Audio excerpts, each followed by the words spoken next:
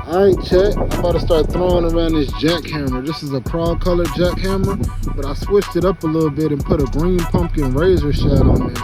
I figured the crawfish in this lake are pretty much red and greenish, and I can see that they're munching on them too. They're here, so might as well make something happen, y'all. Stay tuned in.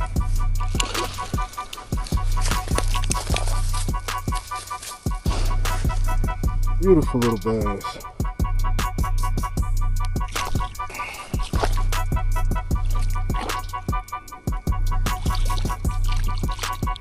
You want to come back to me, huh? Yes, sir. Alright, y'all. So I say the jackhammer did good for a quick stop at the lake. Downside is, as y'all can see, paint is already chipping.